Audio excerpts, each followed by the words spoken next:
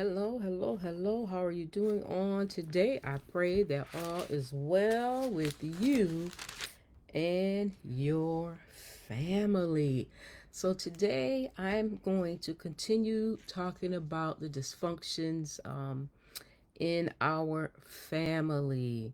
So, today I'm coming from Genesis 25, verses 27 through 28. As the boys grew up, Esau became a skillful hunter. He was an outdoorsman, but Jacob had a quiet temperament, preferring to stay at home.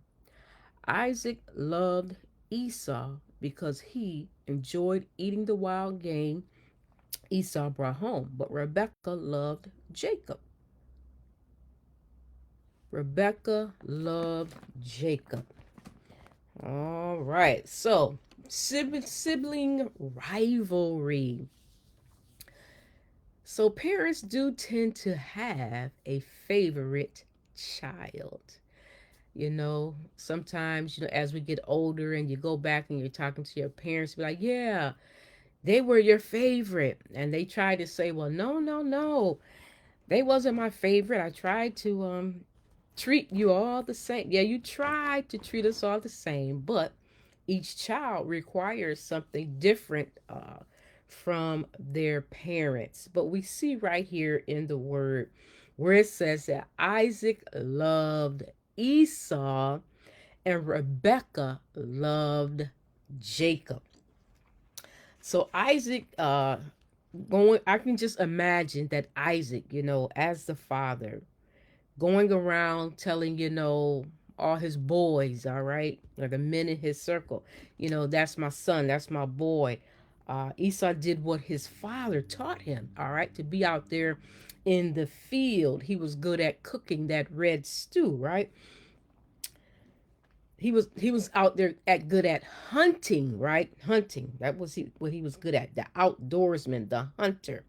And he could make a good pot of stew. But Jacob had a quiet temperament. He preferred to stay home. So in today's term, Jacob will be considered a mama's boy. All right. You have any of those in your family growing up, a mama's boy, always up under their mother? I can remember, say we all each child will have something different to say about what happened in the same household. It's like, I don't remember seeing that. I don't remember that happening. I don't remember doing that, right? But everybody remembers different things. I can remember my younger brother being my mom's favorite. I can remember that. Why? Because he got away with everything, right? They got away with everything, or they were more spoiled, giving them more things. But Jacob, he had a quiet temperament and he preferred to stay home. But Jacob was up under his mother. So then I'm thinking, so maybe Jacob wanted some of his father's attention. Maybe Esau wanted some of his mother's attention. So we have that sibling rivalry in the mix. Esau was the oldest, but the youngest wanted the oldest birthright. But why did Esau have contempt for his birthright? He knew he was the oldest and one day he would gain the possessions. He must have felt the weight of being the firstborn son. Sometimes our family members or our parents, they can expect certain things from us and we feel as if we can't live up to it. Have you ever felt that before? The weight or the burden of what family members put on you or they expect from you to do? Or are you always the one always stepping up to the plate for the family? And that can cause tension in the family. All right, that's sibling rivalry.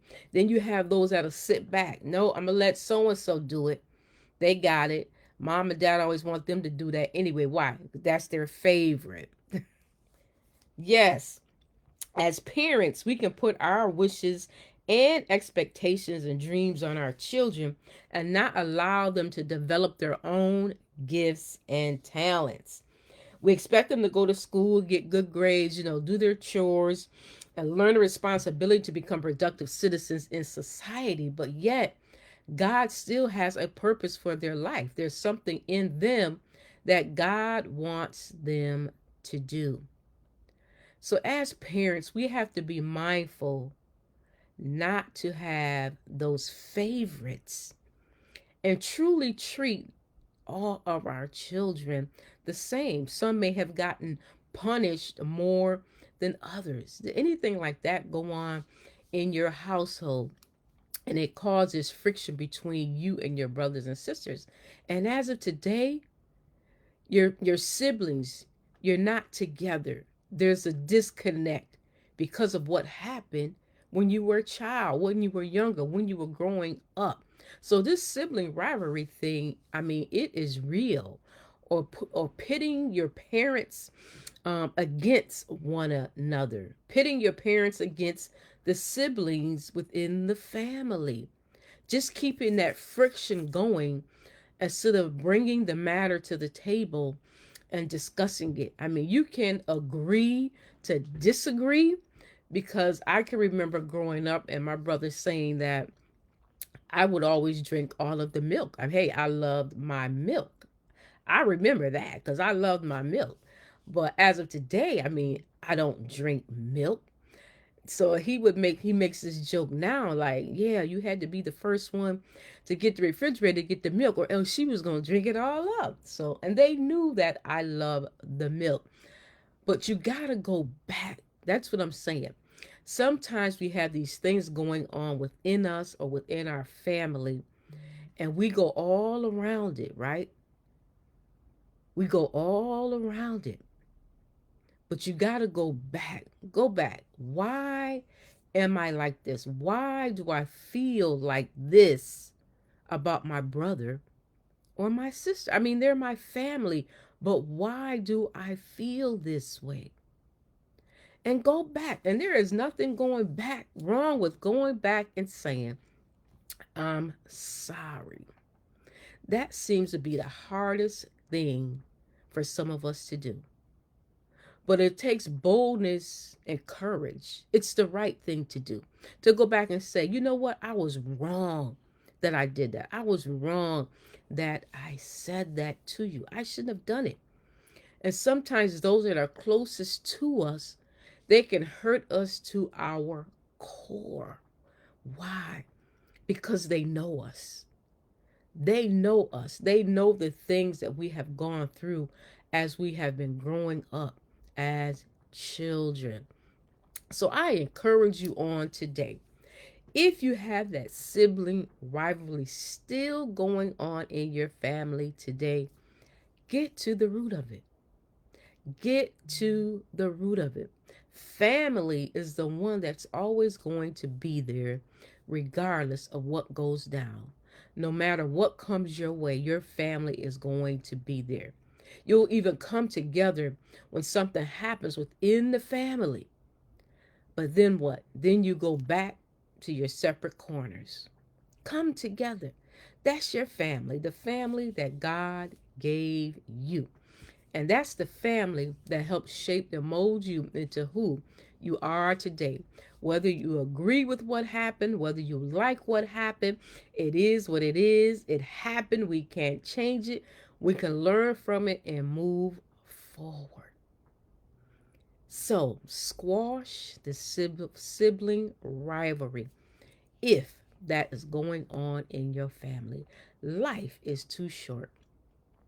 Life is too short. So that's the word for today. Sibling rivalry, squash it. And don't let that run rampant in your family. And don't think your children don't see it. Your grandchildren don't see it. They see it. They may never say anything, but they see it.